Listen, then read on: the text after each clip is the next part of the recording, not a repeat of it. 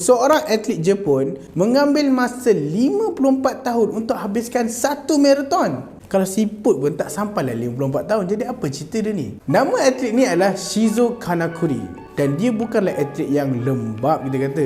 Dia perform juga. Okey, dia ni dalam dia punya local selection untuk ke Olimpik, dia berjaya menghabiskan 40 km marathon 2 jam 32 minit. Waktu tu adalah pecah rekod dunia. Jadi dia pun dipilih untuk ke Olimpik wakil Jepun. Jadi bukan orang calang-calang. Tapi kenapa dia jadi 54 tahun? Waktu tu kerajaan Jepun tak support lagi, tak berbiaya lagi atlet-atlet negara.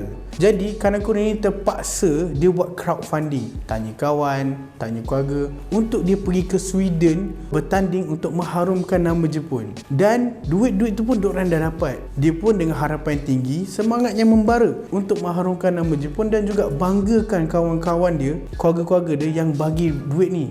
Jadi perjalanan dia nak ke Sweden tu ambil 18 hari guys.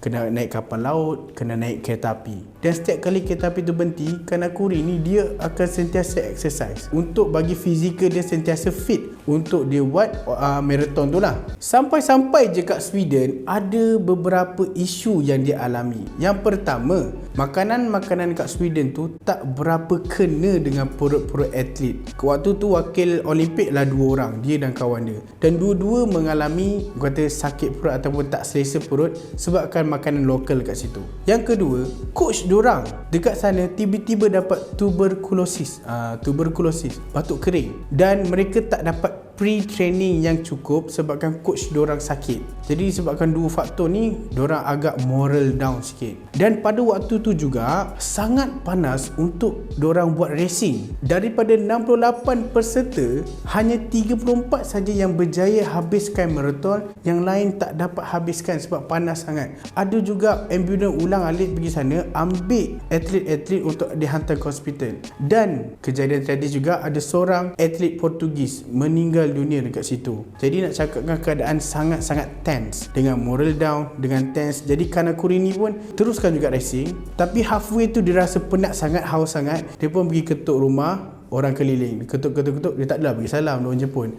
Ketuk-ketuk, dia cakap dia nak air. So orang Sweden ni yang bagusnya, dia suruh Kanakuri masuk rumah, duduk. Dia bukan bagi air je, dia bagi jus, dia bagi buah, dia bagi cinnamon roll. Lepas tu Kanakuri dah minum, dah makan, dah happy lah. Aku boleh teruskan ni. Tak, orang kata duduk dulu, rehat dulu. So dia duduklah kat sofa, dia rehat. Sedar-sedar dia tertidur. Bila dia tertidur, esok paginya dia bangun, dah pagi tau. Dia terkejut dan dia rasa sangat kecewa dengan diri dia lah. Sebab apa dia kecewa? Dia dah lah datang dengan duit orang, dia bawa nama Jepun, dan dia rasa marah lah. Dia tak dapat fulfill, dah harumkan nama Jepun. Jadi apa dia buat? Dia balik Jepun senyap-senyap tanpa bagi tahu pihak Olimpik. So tak ada data tau pasal orang atlet Jepun balik ke apa.